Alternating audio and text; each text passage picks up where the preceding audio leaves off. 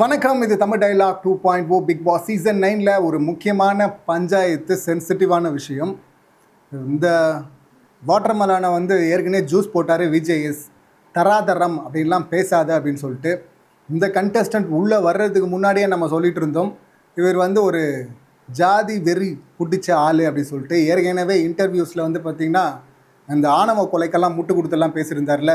இன்னொரு இன்டர்வியூவில் பார்த்திங்கன்னா ஜிபி முத்துவை பார்த்து அவர் வந்து லோ கேஸ்ட் அப்படின்லாம் பேசியிருந்தால் தானே இவர். அப்போவே போட்டு எல்லோரும் பொழந்தாங்க. இந்த கண்டஸ்டன்ட் உள்ளே வராருன்னா பிக் பாஸ் வீட்டில் வந்து நடிச்சிட்டுலாம் இருக்க முடியாது, எப்படியாவது அது வெளியே வந்துடும். ஸோ உள்ளே வந்து இங்கே அந்த மாதிரி எதாவது பேசினா அப்போ சம்பவம் பண்ணுவோம் அப்படின்னு சொல்லிட்டு வெயிட் பண்ணிகிட்டு இருந்தோம். ஏற்கனவே வந்து அந்த மாதிரி பேச ஆரம்பித்தார் ஒரு முறை. இப்போ விக்கல்ஸ் கிட்ட உட்காந்துட்டுமா இந்த மாதிரி பிரபலமானா இல்லைம்மா, நம்ம மாதிரி ஃபேமஸான ஆளுங்கள்லாம் இருக்காங்கல்லம்மா, நம்மெல்லாம் கூப்பிட்டு வச்சு ஒரு இன்டர்வியூவில் அப்படியே வேறு மாதிரி திருப்பி விட்ருவாங்கம்மா, நான் வந்து ஒரு இன்டர்வியூவில் போயிட்டுமா அப்படின்லாம் சொல்லும் போது விக்கல்ஸ் அப்போவே புரிஞ்சுக்கிட்டு அவர் சொன்னார், அண்ணன் நீ என்ன சொல்ல வரேன்னு சொல்லிட்டு எனக்கு புரியுது, தயவுசெய்து இங்கே 105 நாள் இதை பேசவே பேசாத அப்படின்னு சொல்லிட்டு வான் பண்ணார், காப்பாற்றினார். அதுக்கப்புறம் பார்த்தீங்கன்னா அந்த தராதரம் அப்படி சொல்லிட்டு திரும்ப அதை யூஸ் பண்ணிட்டு இருந்தாரா. கம்ருதன் வந்து பொம்பளை பொறுக்கி அப்படின்னு சொல்லிட்டு இவரை சொல்ல, ஏன்னா அந்த மாதிரி கம்ப்ளைண்ட்லாம் அவருக்கு வருது. ஸோ அவர் மேலே வேறு கேஸ் இருக்கிறது அது வேறு. இப்போ அப்படி பொம்பளை பொறுக்கின்னு சொல்ல அந்த பஞ்சாயத்தில் பார்த்தீங்கன்னா நான் யார் என்ன என் பேக்ரவுண்ட் என்னன்னு சொல்லிட்டு எதுவும் உனக்கு தெரில செல்லும் அப்படின்லாம் இவர் பேசினார். அப்போ கம்ருதனும் வந்து கேட்டிருந்தா, அப்படி நான் பார்த்துருக்கேன் உங்கள் இன்டர்வியூலாம், நீ யாருன்னு தெரியும், என்ன மிரட்டுறியா அப்படின்லாம் சொல்லிட்டு அவர் கேட்டிருப்பா. அப்படி அதுக்கப்புறம் இவர் அமைதியாயிட்டார். விஜேஎஸ் வந்து இதை கேட்கணும் அப்படின்னு சொல்லிட்டு எல்லாருமே கழுவி ஊற்றிட்டு இருந்தோம். விஜேஎஸும் வந்து இந்த ஆங்கிள் அப்படின்னு சொல்லிட்டு பார்க்காம ஜென்ரலாக அவர் ஒரு அளவுகோல் வச்சிருக்கிறாரு, தகுதி தராதரம் எல்லாம் பார்க்குறாரு. நீங்கள் யார் சார் அதெல்லாம் பார்க்குறதுக்கு அப்படின்னு சொல்லிட்டு கேட்டார். அதுக்கப்புறம் அடங்கிட்டாரு அப்படின்னு சொல்லிட்டு பார்த்தோம்ல. இப்போ வேற மாதிரி அது வெளிப்படுத்தி இப்போ கானா வினோத் அவர் வந்து விக்கல்ஸ் கிட்ட புலம்புறாரு, மனசு உடஞ்சி மனசு நொந்து புலம்பிட்டு இருக்கிறாரு. அங்கே கானா வினோத் வந்து சொல்கிறாரு, வேற யாராவது இருந்தால் இதை வந்து காப்பாற்றிப்பாங்க சார், உண்மையாக சொல்கிறேன் சார் அப்படிங்கிறாரு. என்னத்தை காப்பாற்றிப்பாங்க அப்படின்னா, இங்கே ஒரு காம்போ வந்து அது வந்து ரொம்ப ஆர்கானிக்காக அதுவாக வந்து உருவாயிடுச்சு. அது வந்து இவங்க சண்டை போட்டுட்டு இருந்தாங்க, அந்த சண்டையில் பார்த்தீங்கன்னா ஒருத்தர் மாற்றி ஒருத்தர் முறைச்சிக்கிட்டாங்க. அது வந்து பார்த்திங்கன்னா பயங்கரமாக வைரல் ஆகிடுச்சு. அதை விஜய் சொல்லிட்டாரு, வெளியே இருந்து போன செலிபிரிட்டி சொல்லிட்டாங்க, வைல்ட் கார்டு சொல்லியிருப்பாங்க. ஸோ இப்படி எல்லாருமே சொல்லிட்டாங்க.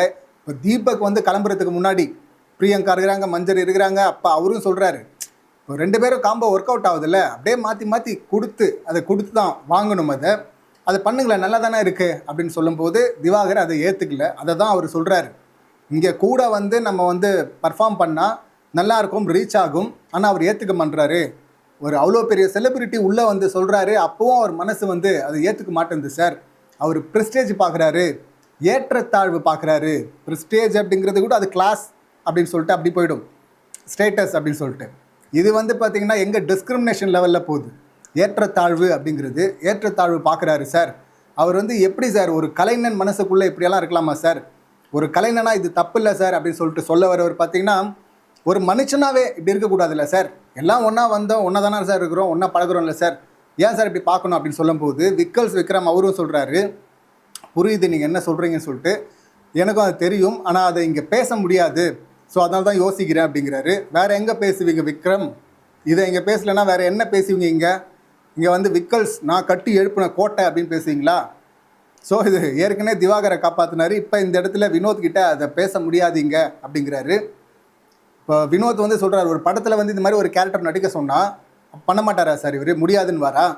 செந்தில் சார் வந்து எவ்வளோ பெரிய ஆள், கவுண்டமணி சார் எட்டி ஒதுக்கலை, அப்போ அவங்க வீட்டில் இருக்கவங்கலாம் கஷ்டப்பட்டுருப்பாங்கல்ல, அப்படியெல்லாம் வந்து பர்ஃபார்ம் பண்ணதுனால தானே வந்து இன்றைக்கி அப்புறமா அவங்க காரில் போனாங்க, நல்லா வசதியாக இருந்தாங்க பசங்க.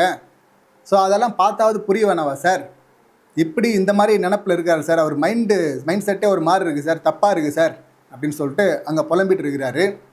அதான் அவர் சொன்னதான் சொல்லணும், ஒரு கலைஞனாக மட்டும் இல்லை, மனுஷனாக இருக்கவே தகுதி கிடையாது இல்லை. இந்த மாதிரிலாம் பார்த்தா வெளியே முட்டு கொடுத்த ஆள் பார்த்தீங்கன்னா வெறும் ஃபேம்காக இல்லை, முட்டு கொடுத்தவர் ஆணவ கொலைக்கவர். இது திரும்ப பார்த்தீங்கன்னா உள்ளே வேறு தராதரம் அப்படின்னு பேசினார். சரி, அதை கூட வந்து பொதுவான வார்த்தை என்னப்பா தராதரம் அப்படின்னு சொல்லி கேட்டால் அது ஏற்றத்தாழ்வு தான் தராதரம்.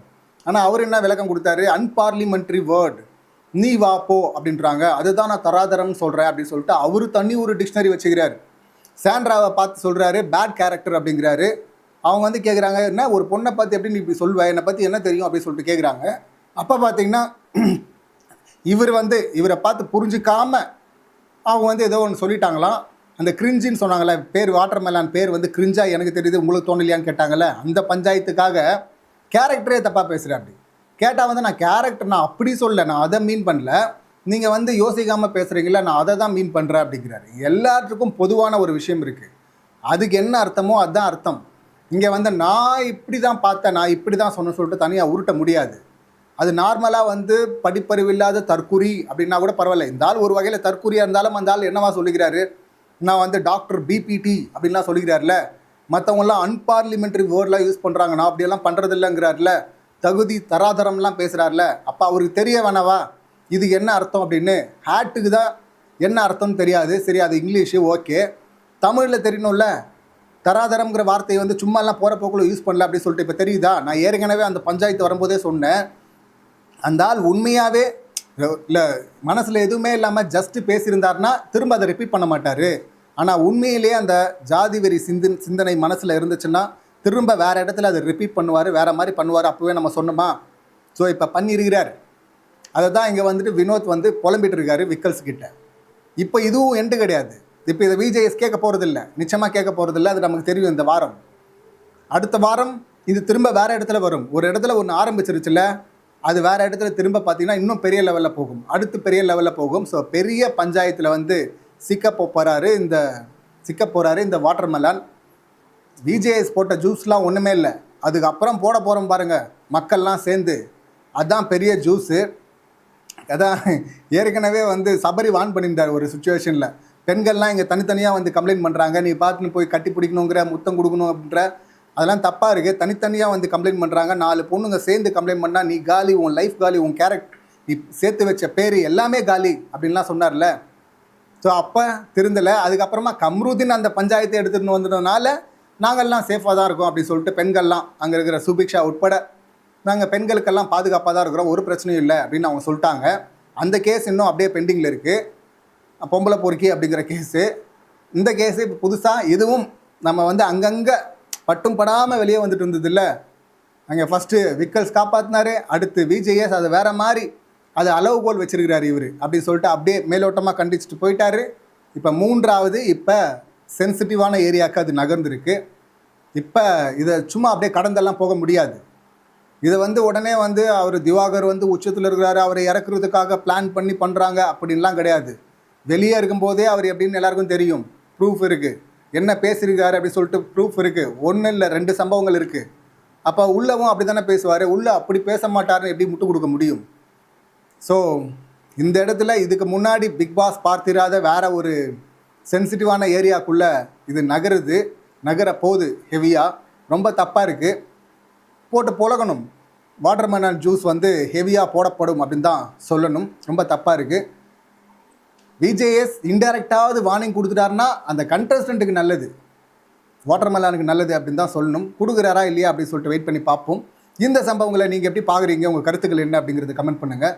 மீண்டும் அடுத்த வீடியோவில் சந்திக்கலாம். நன்றி, வணக்கம்.